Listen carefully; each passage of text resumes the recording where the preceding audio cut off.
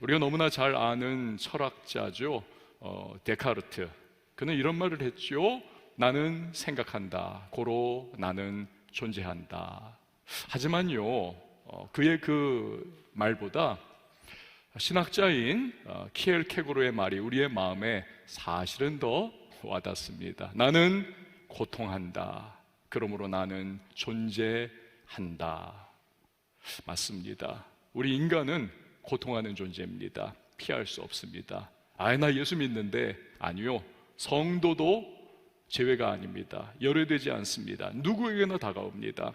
매주마다 저는 우리 교육부서로부터 시작해서 작년에 이르기까지 신방보고서, 사역보고서를 늘 받습니다. 꼼꼼하게 읽는데요, 빨간 밑줄까지 쳐가면서 구구절절 다양한 사연들이 거기에 담겨 있습니다만 공통되는 것은 고통이라는 것입니다.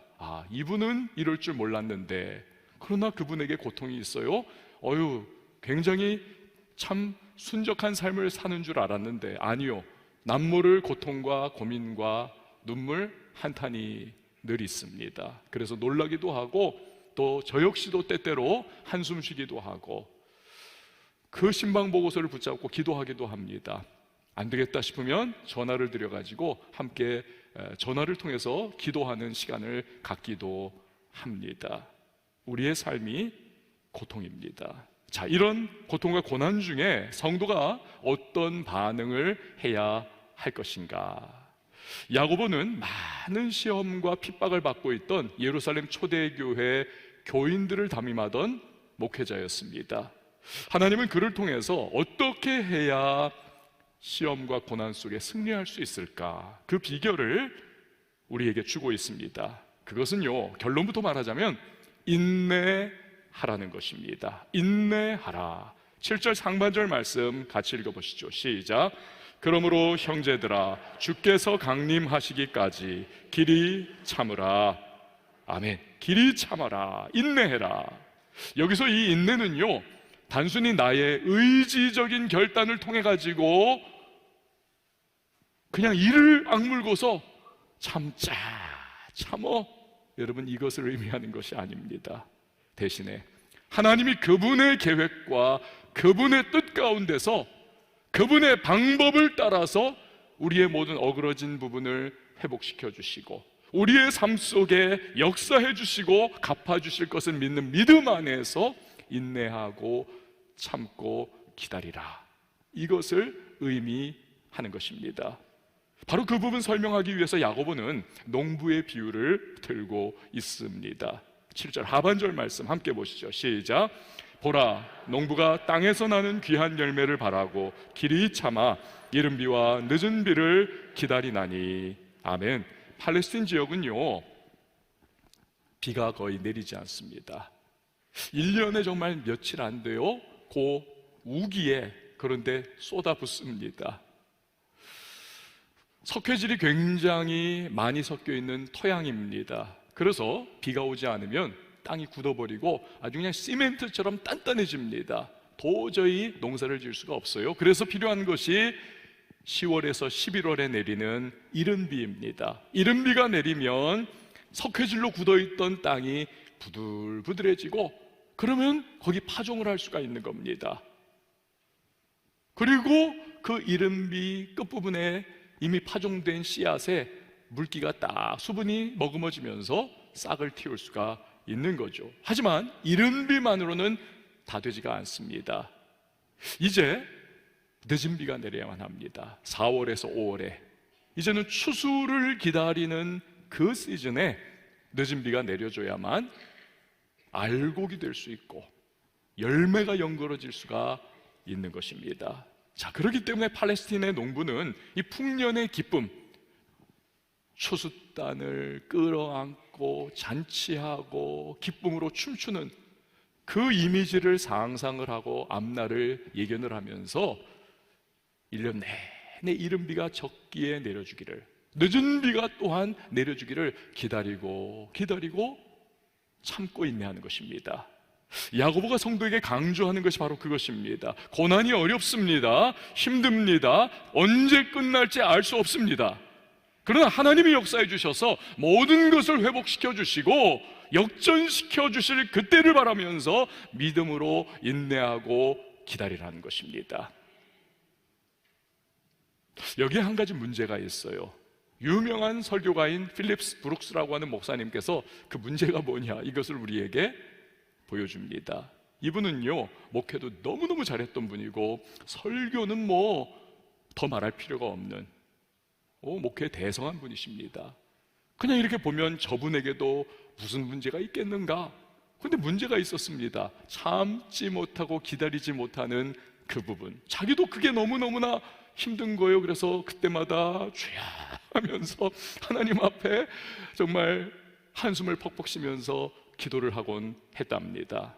어떤 날입니다. 그날도 뭔가를 참지 못했는지 그냥 방 이 끝에서 저 끝까지 왔다리 갔다리 하면서 막 그냥 한숨을 쉬고 있습니다. 누군가가 그거 보고 물었어요. 목사님, 뭘 그리 고민을 하십니까? 그가 대답을 합니다. 예, 나는 급해 죽겠는데 하나님은 전혀 급하시지 않은 것 같아요. 여러분, 기다린다고 하는 것이 참 어렵습니다. 힘들어요. 그래서 많은 분들이 어느 정도 참고 인내하다가 나중에 그냥 포기해버립니다. 아이고 힘들다. 노련한 목회자인 야고보가 그 부분을 놓칠 리가 없죠. 그래서 인내 중에 흔들리고 포기하지 않도록 방법을 제시합니다. 두 가지로 제시를 해요. 먼저는 마음을 굳건히 하라 권면을 주십니다. 8절 말씀을 보세요. 함께입니다. 시작. 너희도 길이 참고 마음을 굳건하게 하라. 주의 강림이 가까우니라. 아멘. 굳건하게 하라. 이 굳건함이라고 하는 헬라어는요, 받침, 지지라고 하는 뜻을 가지고 있습니다.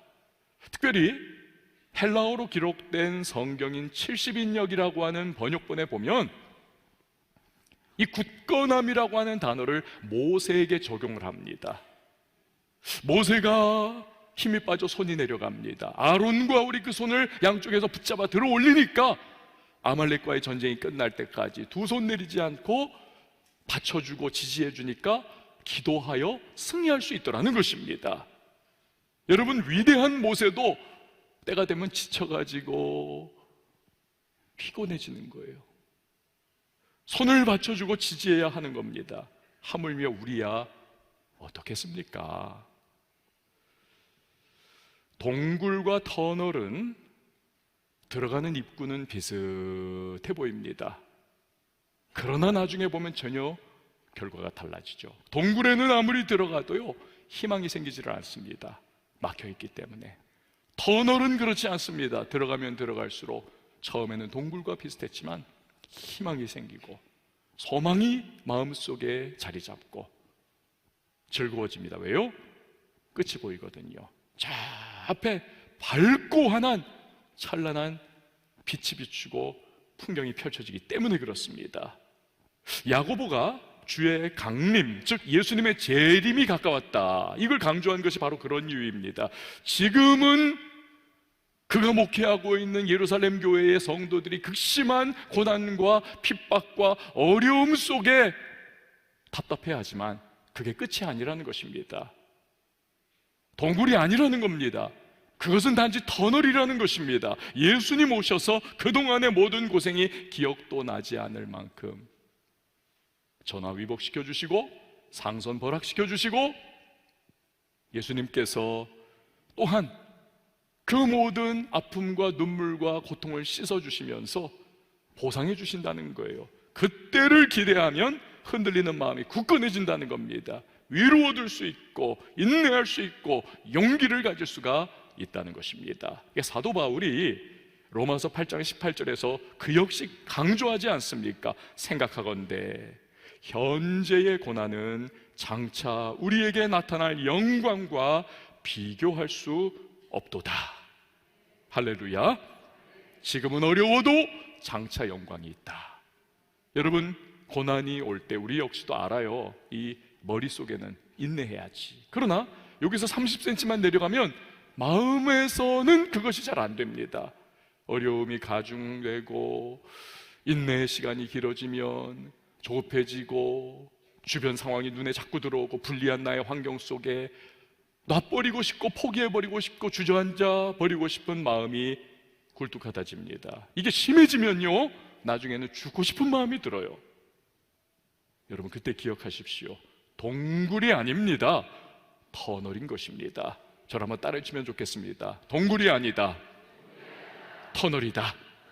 그렇습니다. 반드시 끝이 있고 주님 주시는 희망의 빛이 기다리는 그날이 우리 앞에 있다는 사실, 여러분 기억하시기를 바랍니다. 인내 중에 흔들리고 포기하지 않는 또 하나의 방법은 고난과 오래 참음의 본을 바라보는 것입니다. 10절 말씀 같이 보시죠. 시작. 형제들아, 주의 이름으로 말한 선지자들을 고난과 오래 참음의 본으로 삼으라. 아멘. 이 본이 있다는 것, 모델이 있다는 것, 멘토가 있다는 것, 여러분 얼마나 축복입니까? 아, 나도 저렇게 하면 되겠구나, 저렇게 가면 승리하겠구나, 저렇게 하면, 그러면 나도 끝까지 갈 수 있겠구나. 힘이 나고 용기가 나고 확신이 생기고 담대해집니다. 저한테는요, 여러분 대부분 아시겠지만 할아버지와 아버지 또 저에게 3대째 이어진 이 기도 망토가 있습니다. 여러분 지금 보시는 거 아침에 찍었어요. 저거 할아버님께서 50여 년 전에 옛날 그 기지들은요 너무 두꺼워요. 너무 두꺼워. 그래가지고 저거 새벽에 기도할 때 이렇게 뒤집어 쓰고 한 10분만 기도하고 있으면 이게 막 너무 무거워가지고요, 기도 끝나고 나면 이 어깨하고 목이 그냥 아주 뭉치고 뻑뻑하고 통증이 느껴집니다. 그래도 제가 저것을, 지금은 뭐 여름 기간이었었기 때문에 너무 더워서 안 되고 이제 선선해지고 약간 싸늘해지면 다시 뒤집어 쓰고 기도를 하는데, 왜 저것을 그렇게도 착용을 하고 기도를 하느냐? 본 때문에 그렇습니다. 저것을 이렇게 뒤집어 쓰고 기도할 때마다 그 생각이 드는 거예요. 50여 년 전 우리의 할아버지께서, 30여 년 전 우리 아버지가 인생의 모진 풍파와 목회의 모든 도전들 앞에서도 이거 뒤집어 쓰고 승리했고, 이거 뒤집어 쓰고 하나님 뜻을 향해 매진해 나갔고, 이거 뒤집어 쓰고 기도하면서 어려움들을 극복을 했었지. 나도 그렇게 될 거야. 이 담대함과 용기와 확신이 생기기 때문에 이 본이라고 하는 것, 여러분 이게 얼마나 중요한가요? 야고보는 안팎으로 우겨쌈을 당하고 고난과 역경을 직면하여서 막 지금 허우적거리고 있는 그의 성도들에게 구약시대 선지자들을 본 삼아라. 그들의 인내와 그들의 끈기와 그들의 최후 승리를 본을 삼아라. 예를 들어서 모세 어떻습니까? 애굽 공주의 양아들로 입양돼 가지고 모든 애굽의 문물과 부귀영화를 누릴 수 있었던 사람입니다. 그러나 그 모든 것을 분토와 같이 포기하죠. 이유를 히브리서 11장 26절이 설명을 합니다. 이는 상주심을 바라봄이라.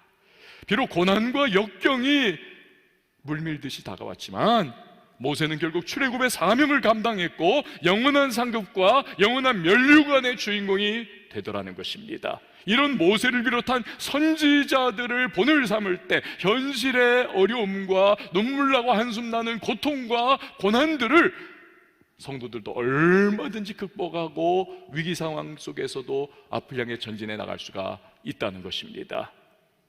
이 땅을 살아가는 우리가 언제나 예수님을 본을 삼고 그분을 바라봐야 하는 이유가 거기에 있지 않습니까? 하늘 보자 버리고 이 땅에 오신 예수님 앞에 놓인 십자가의 길이라고 하는 것은 이건 너무나 처절한 것입니다. 너무나 비참한 겁니다. 오죽하면 우리 예수님 겟세마네 동산에서 땀방울이 핏방울 되기까지 극단의 기도를 드리지 않습니까? 그러나 그 예수님께서는 끝까지 인내하시고 끝까지 견디면서 믿음으로 순종으로 십자가의 길을 가십니다. 우리의 구원을 그 십자가를 통해서 이루어 내셨습니다. 그리고 그는 하나님 보좌 우편에 앉으셔서 만왕의 왕 만주의 주님으로 영광과 존귀를 받으시지 않습니까? 여러분, 이런 예수님 바라볼 때 우리는요, 십자가 뒤에는 영광이 있구나, 고난 뒤에는 승리가 있구나, 연약함 뒤에는 하나님의 강건함이 있구나, 이것을 우리가 기억하게 되면서 우리 역시도 앞에 놓인 고난의 길, 믿음의 선한 싸움, 우리 뒤로 물러가 침륜에 빠져들지 않고 한 걸음 한 걸음 앞을 향하여 도전하며 우리 달려나갈 수가 있게 되는 것입니다. 할렐루야. 자, 그런데요, 우리는 인간입니다. 그래서 연약해요. 이 고난 중에 하지 말아야 할 것이 있다는 겁니다. 야고보가 두 가지로 우리에게 설명을 해줍니다. 하나는 원망하지 말라는 것입니다. 원망하지 말아라. 9절 말씀 함께 봅니다. 시작. 형제들아, 서로 원망하지 말라. 그리하여야 심판을 면하리라. 보라, 심판주가 문 밖에 서 계시니라. 아멘. 이 고난이 길어지니까 자꾸 그 부작용이 뭐냐면 원망하더라는 거예요. 원망하는 거. 자꾸 원인을 다른 사람에게 돌리고 탓을 합니다. 너 때문이야, 네가 그렇게 해서 그래, 뭐 하여튼 환경이 나빠서 그래, 어쩌고 저쩌고. 여러분, 우리가 가지고 있는 마지막 자존심, 우리는 모두가 자기 보호와 보존을 이걸 본능적으로 하려고 하지 않습니까? 그러니까 코너에 몰려가지고 내가 문제의 원인이다, 이것을 그냥 탁 인정을 해버리면 우리의 자존심이 이게 무너져 내리거든요. 그렇기 때문에 우리는 자꾸 반발을 합니다. 남 탓을 해요. 남에게 자꾸 원인을 돌리려고 합니다. 너 때문이야. 예루살렘 초대교회 안에서도 그런 일이 있었던 것 같아요. 이 본문의 맥락을 보면 자꾸 시험이 다가오고 핍박이 다가오고 교인들의 개인적인 삶에도 어려움이 다가오고 교회 안에서도 부자와 빈자가 계속 우리가 지금까지 살펴봤듯이 충돌하고 이런 현상이 계속 끊임없이 다가오니까 이 사람들이 지친 거예요. 그래가지고는 서로 원망하고 불평하고 비난하고 손가락질합니다. 당신들 때문이다, 아니다, 너 때문이다, 너희들 때문이다. 그러니까 한번 보니까 서로 비난하면서 만인을 향한 투쟁과 같은 그런 모습이 돼버리고 만 것입니다. 야고보가 딱 보니까 결국 서로 다 비난하고 원망하고 있어요. 결국 심판주 예수님 오실 때 서로 비난했으니 빠져나갈 도리가 없어요. 모두가 다 하나님 앞에서 책망받고 심판받는다. 그러니 원망을 멈춰라, 비난을 멈춰라. 여러분, 우리도 마찬가지입니다. 고난과 어려움 속에서 정말 필요한 것이 무엇입니까? 관계가 주는 위로와 그 사랑이 주는 따뜻함, 이게 있으면 밖에서 아무리 코너에 몰리고 아무리 난타를 당해도요, 예를 들어 집에 들어와서 가족들이 다 얼싸 안아주고 위로해주고 격려해주고 함께해주면 그러면 버티고 나갈 힘이 생깁니다. 그렇지 않습니까? 그러나 많은 경우에 이게 인내하는 현실이 오래 지속하게 되고 계속 고난이 장기화하면 여러분, 우리가 원망하게 됩니다. 자꾸 불평하면서 남을 탓하게 되고, 그러다 보니까 정작 관계가 깨지고 파괴됩니다. 그래서 적지 않은 가정이 이 문제와 어려움과 시련의 기간 장기화하면서 가정이 깨져버립니다. 우정도 깨집니다. 신뢰가 파탄납니다. 그 결과 고난을 이겨내지 못하고 털썩 주저앉아 포기해버립니다.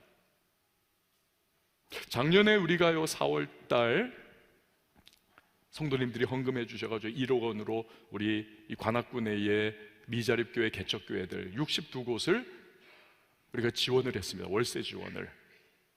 그런데 그 후에 어떤 목사님께서 저한테 고맙다는 그러한 편지를 보냈다는 이야기를 제가 몇 달 전에 설교 시간에 말씀을 드린 적이 있습니다. 사실 저는 전혀 기대를 안 했어요. 기대하면 실망할 수도 있고, 그것을 해놓고 기대한다는 것 자체가 뭐 성경적인 원리에서 별로 맞지가 않아요. 그냥 싹 잊어버리고 있었는데 연말이 돼가지고 이 목사님이 편지를 보낸 겁니다. 목사님, 참 고마웠었는데 표현을 못하다가 연말이 돼서 이제야 그래도 해야 되겠다 싶어서 이 편지 보냅니다. 제가 그걸 딱 받아보니까요, 62개 중에서 한 곳에서 이제 고맙다는 편지를 보내왔는데, 그 순간부터 그 목사님이 이렇게 제 마음에 싹 들어와 버렸어요. 야, 이렇게 고마움을 표시하시네. 그러면서 또 한편으로는 내가 이분을 어떻게 도와드릴까? 뭐 도와드릴 다른 방법이 없을까? 제가 제 방에 컴퓨터 그 키보드 앞에 그분의 편지를 이렇게 놔뒀거든요. 그러니까 하루에도 한 번씩은 그분의 편지가 이렇게 눈에 스치는 거예요. 늘 제 마음속에 있었습니다. 그런데 몇 주 전에 우리 교회 어떤 성도님께서 연락을 해오셨어요. 목사님, 1년 동안 개척교회나 미자립교회를 돕고 싶은데 목사님 추천 좀 해주세요. 여러분, 제가 어느 교회를 추천했겠습니까?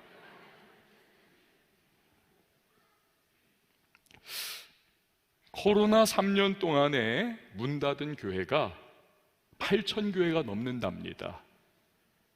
조금 세게 잡는 기관에서는 한 10,000개 교회 정도가 문을 닫았다, 그렇게 이야기를 하고 있습니다. 그렇게 과장한 것 같지 않아요. 제가 이렇게 목회자로서 흐름을 알지 않습니까? 너무너무 어렵고 암담하고 힘들었던 그런 과정인데, 그렇다면 여러분, 사람이, 목회자도 인간이기 때문에 코너에 계속 몰리고 정말 몰리고 끝자락에 가면 그 마음이 들 수가 있어요. 이 왕성교회가 지금 우리한테 이 정도 뭐 한 교회에 100만 원에서 108만 원, 180만 원 정도 드린 건데 우리로서는 1억 원이지만 그분들에게는 100만 원에서 180만 원이란 말입니다. 그분들 입장에서 너무 지금 코너에 몰려있고 앞이 암담한데 이거 쥐꼬리 같은 거 받아가지고 뭐 어떡하라는 거냐, 이런 마음도 들 수 있고, 왕성교회가 교인들이 그래도 어느 정도 대형교회고 또 재정이 되니까 이거 생색내는 거 아니야? 이거 신문에도 이렇게 실리고 막 그러기로 하려고 지금 이거 쇼하는 거 아니야? 그런 마음도 죄송하지만 가질 수도 있어요. 저는 그걸 비난하진 않습니다. 충분히 그럴 수도 있기 때문에. 그런데 여러분 보십시오. 그 목사님, 원망의 말 대신에 감사의 말을 합니다. 부정적인 말 대신에 믿음의 말을 합니다. 그러니까 은혜의 선순환이 이렇게 이루어지게 되는 것입니다. 사랑하는 여러분, 고난이 오래 지속되고 인내하기가 점점 어려워지십니까? 그래도요, 절대로 원망하지 마시기를 바랍니다. 남 탓하지 마시기를 바랍니다. 원망하고 남 탓하는 것은요, 마치 항아리 밑둑을 깨버리는 것 같아요. 그래서 하나님이 주실 수 있는 은혜와 축복을 그 물줄기를 다 쏟아버리는 것과 같습니다. 또 한 가지는 심리학적으로도 내 삶의 주도권을 내가 원망하고 내가 불평하는 그 사람에게 넘겨주는 겁니다. 자꾸 내 인생의 책임과 내 인생의 문제를 그 사람 때문이다, 그럼 그 사람이 내 삶의 주도권을 쥐고 있는 거죠. 이 원망과 불평이라고 하는 습관이 굉장히 나쁜 습관이라는 것입니다. 여러분, 대신에 우리는요, 감사와 은혜의 말을 할 수 있기를 바랍니다. 고난 중에 하지 말아야 할 행동 두 번째는 맹세하지 말라고 말씀하고 계세요. 맹세하지 말아라. 12절 말씀 같이 한번 읽어봅니다. 시작. 내 형제들아, 무엇보다도 맹세하지 말지니 하늘로나 땅으로나 아무 다른 것으로도 맹세하지 말고 오직 너희가 그렇다고 생각하는 것은 그렇다 하고 아니라고 생각하는 것은 아니라 하여 정죄받음을 면하라. 아멘. 이게 여러분, 야고보서가 이게 쉽게 생각하면 쉬운 성경인데 이게요, 목회자들에게는 설교가 이게 까다롭습니다. 왜냐하면 전체 흐름이 뚝뚝뚝뚝 끊겨버려요. 자꾸 뭐 로마서나 갈라디아서나 바울 서신을 보면 흐름이 아주 선명합니다. 논리 구조가 그냥 흠잡을 데 없는데 이 야고보서는 이렇게 가다 갑자기 툭 저기로 튀어나가고 일로 가다가 툭 또 이쪽으로 다시 제자리 잡고, 오늘 본문이 바로 그런 내용이기도 해요. 12절 말씀 특별히, 아니 인내에 대해서 말씀을 하다가 갑자기 맹세하지 말라, 이게 생뚱맞아요. 그러나 숙고하고 깊이 묵상을 하다 보면 이 말이 되는 겁니다. 흐름이 돼요. 자, 이게 그 당시에 문화적인 맥락을 잡아야만 하는 겁니다. 이게요, 당시 유대 사회에서는 식민사회가 아닙니까? 로마의 식민지, 전쟁에 패하고 식민사회가 되고,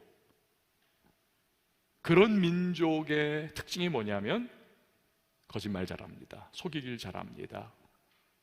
지금 요 순간만 피해보자 하면서 딴짓을 잘해요. 자꾸 내 입에 일단은 밥이 들어가야 하고, 내가 일단은 요 어려움을 피하는 것이 가장 중요하다 여기는 겁니다. 자꾸 압박을 받고 시련을 경험하다 보니까. 그래서 이 당시의 유대 사회에서 많은 사람들이 어떤 짓을 했냐 하면, 자기 속마음에는 아주 악한 생각을 가지고 있고 악한 행동을 또 했어요. 그런데 겉으로는 요즘 말로 쉴드를 치는 겁니다. 이렇게 쫙 커버를 해버려요. 자기를 포장을 해가지고 심지어는 하나님의 이름으로 맹세를 합니다. 나 이거 진짜야? 나 진짜 이런 사람이야? 하면서, 그러나 내면에는, 그러나 본심으로는 악하다. 자꾸 거짓말을 하더라는 겁니다. 거짓말을. 그래서 야고보는 너희가 진짜로 정직하다면 자꾸 맹세 같은 거, 거짓 맹세하지 말라. 기면 기다, 아니면 아니다. 예스 아니면 노, 이렇게 말을 하라는 겁니다. 자, 그러므로 야고보가 성도들에게 맹세하지 말라는 것은 어려움과 고난이 계속돼도 거짓과 손잡지 말라, 끝까지 진실하라는 것입니다. 저를 한번 따라해 주시면 좋겠습니다. 어려움과 고난이 계속돼도 거짓과 손잡지 말자, 끝까지 진실하자. 여러분 다 그러실 수 있기를 바랍니다. 자, 그렇다면 우리가요, 고난을 기억고 잘 인내해내면 어떤 결과가 다가오는가? 11절 말씀 같이 봅니다. 시작.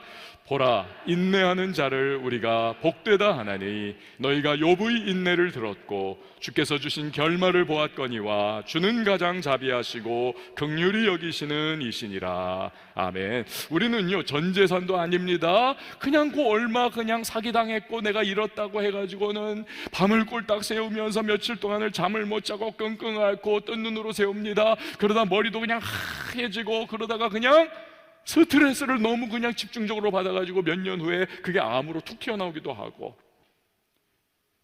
여러분 사랑하는 그 어린 자녀들이 막 열 펄펄 나고 아파 보십시오. 이 엄마 아빠가 처녀 총각 때는, 작년에는 그런 엄마 아빠를 보면서 저 왜 저러나 그랬는데, 자기들의 상황이 되니까 그 어린 열 막 끓고 울고 보채는 아이를 밤새 그냥 얼얼얼 하면서, 그러면서 그렇게 꼴딱 새는 겁니다. 저는요, 이 기관지가 별로 안 좋기 때문에 기침 감기 한번 걸려버리면 컬럭컬럭 하면서 뭐 한 일주일을 가더라고요. 일주일을. 그러면서 그냥 밤을 막 새벽 4시까지 잠을 못 자고 기침하다가 막 그냥 결국에 그냥 온 진이 다 빠져버려요. 그래가지고 나중에는 무슨 생각이 솔직히 좀 드냐면, 좀 빨리 천국 갔으면 좋겠다 그 생각까지 들 때가 참 많았습니다. 여러분, 동방 사람 중에 가장 부유하던, 오늘날로 치면 갑부 중에 갑부였던 욥. 욥은 하루아침에 그만둔 재산을 다 강탈을 당해버렸습니다. 하루아침에 연이어서 그 우애 좋고 부모의 자랑이었던 10명의 자녀가 집이 무너져가지고 한 지붕 아래서 다 비명 행사합니다. 설상가상 자기 하나 남은 몸뚱이도 악창이 들려가지고 기와 조각으로 그 뼛속까지 가려운 그 몸, 진물이 질줄 흐르고 막 그냥 헌대가 난 그 몸을 긁지 않으면 도저히 견딜 수 없는 극단의 고통을 겪으면서, 욥기를 보면 욥이 너무너무 괴로우니까 뭐라고 합니까? 자기 생일을 저주합니다. 나여 왜 태어났는가? 왜 내 어머니가 나를 낳았던가? 왜 산파가 나를 받았던가? 그러면서 막 그냥 이를 갈면서 고통 속에 신음하면서 이러면서 밤을 꼴딱 새우면서 밤마다 그가 소망하는 것이 오늘 내 생명이 끝났으면, 더 이상 고통 안 받았으면. 이게 욥의 하루하루였습니다. 매년마다 수많은 사람이 인생을 비관하면서 목숨을 끊습니다. 그렇다면 욥이야말로 스스로 목숨을 끊을 필요 충분 조건이 다 갖춰진 사람이에요. 그러나 절대로 그렇게 하지 않습니다. 그 모든 고난을 그냥 온몸으로 다 끌어안으면서 그는 인내하고 견뎌냅니다. 그때 그가 했던 여러분 놀라운 고백을 보세요. 욥기 23장 10절 말씀 같이 봅니다. 시작. 그러나 내가 가는 길을 그가 아시나니 그가 나를 단련하신 후에는 내가 순금같이 되어 나오리라. 아멘. 무엇입니까? 지금 너무나 고통스럽고 괴롭지만 하나님이 이 모든 상황을 다 알고 계시고 보고 계십니다. 내가 겪는 모든 일에는 그분의 뜻이 감춰져 있습니다. 그가 나를 연단하고 계시는 것입니다. 그리고 결국엔 나를 순금과 같이 정결하게 만들어 가실 것입니다. 그렇게 나는 그분 앞에서 끝까지 인내하고 견뎌낼 것입니다. 이 욥의 고백인 것입니다. 정말 금보다 귀한 믿음인 것이죠.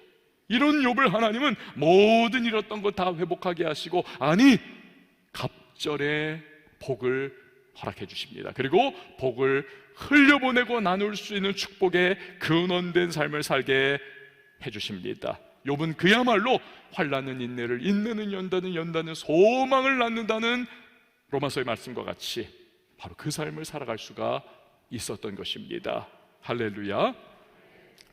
한 번은요, 이 무디 목사님, 제가 무디 목사님을 아주 좋아하잖아요. 무디 목사님이 스코틀랜드로 휴가를 간 적이 있습니다. 짬을 내가지고. 스코틀랜드 다녀오신 분들이 다들 입을 못 다무시더라고요. 와, 정말 그 구릉지대에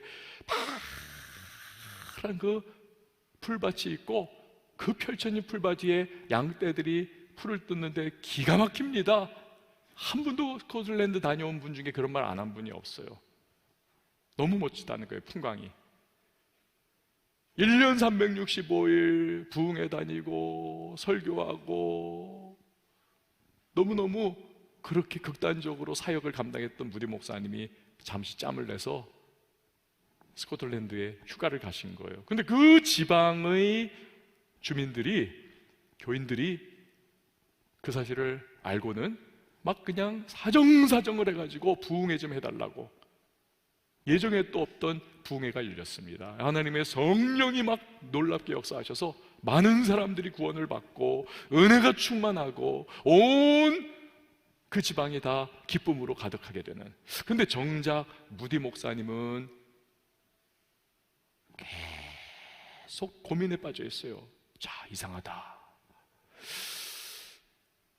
뿌리지 않은 곳에서 자라나는 것이 없고, 기도하지 않았는데 이런 성령의 역사가 일어날 수 없는데 이 어쩐 일일까?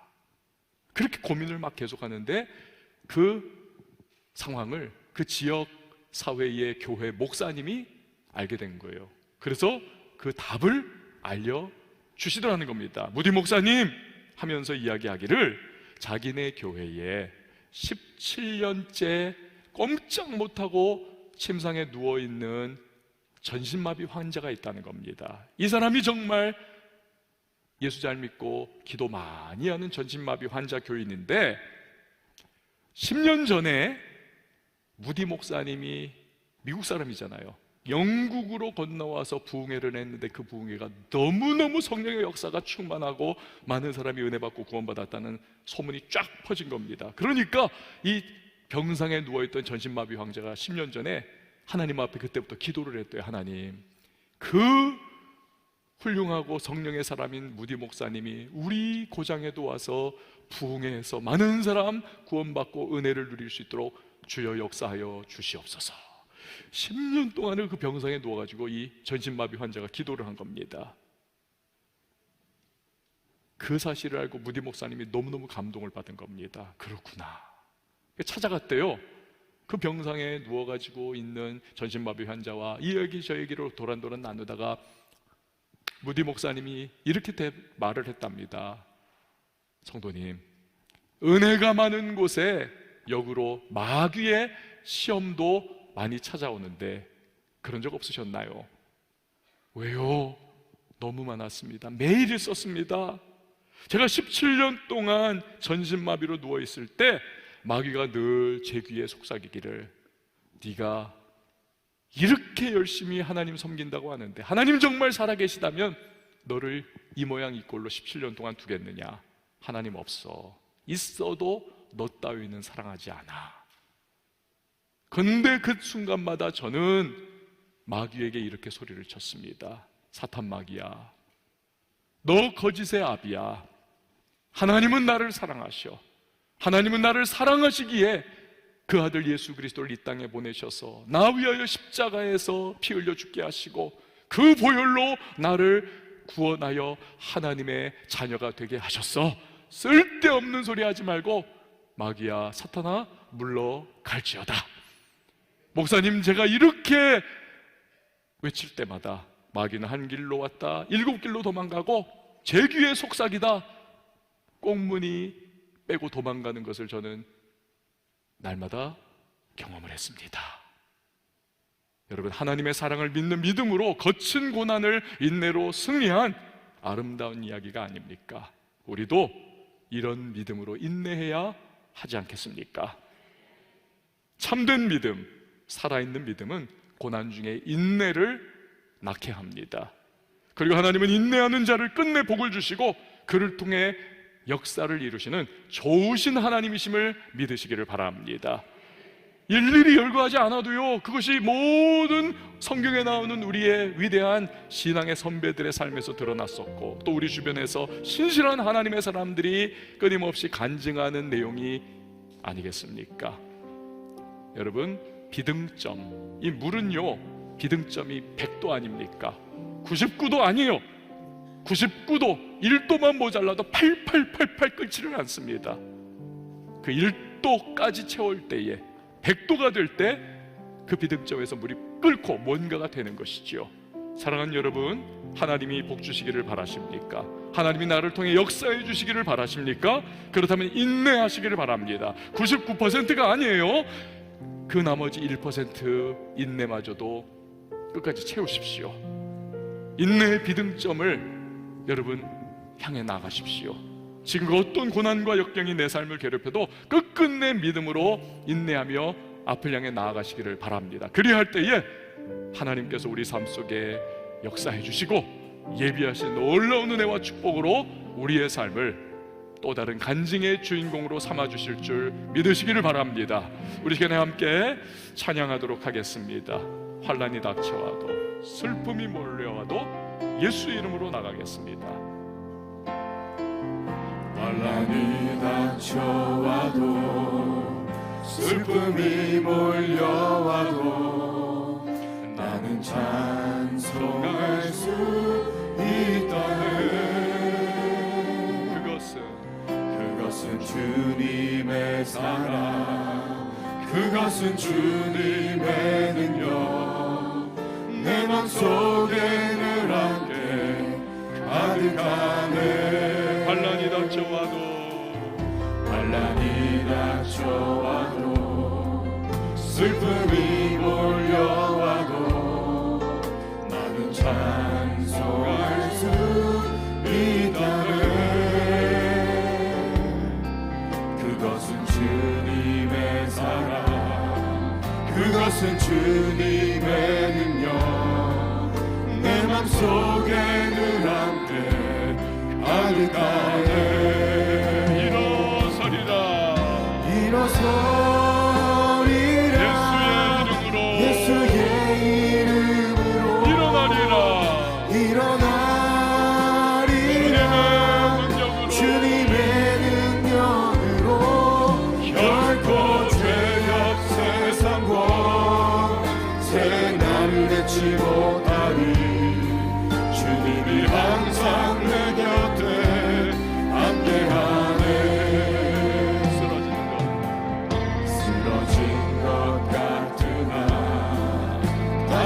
일어날 수 있음을 주님 말씀 붙들고 합시다네.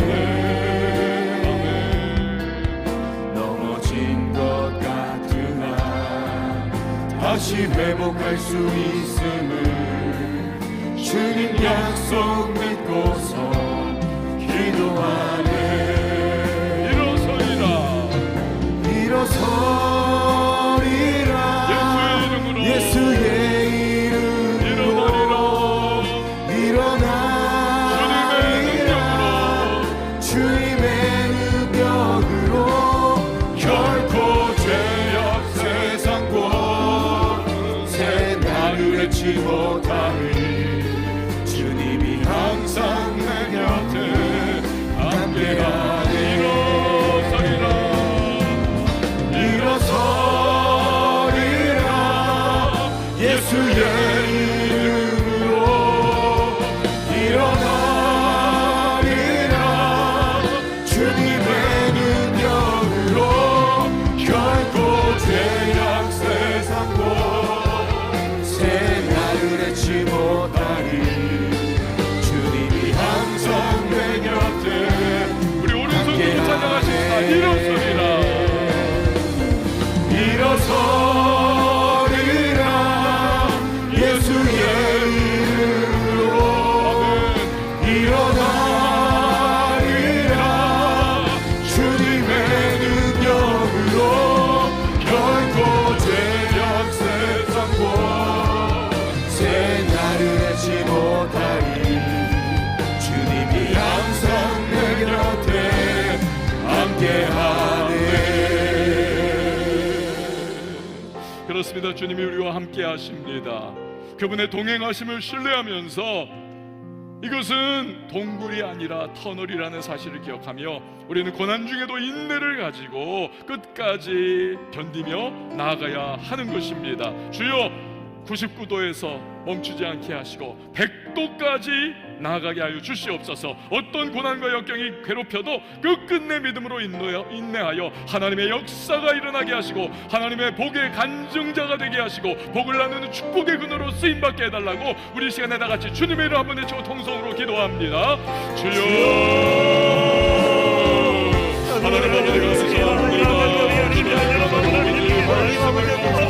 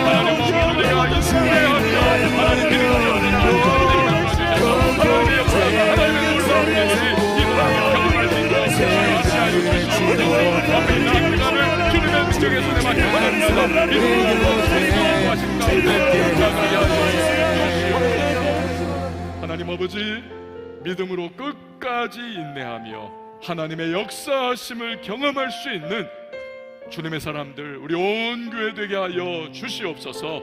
예수님의 이름으로 기도합니다. 아멘.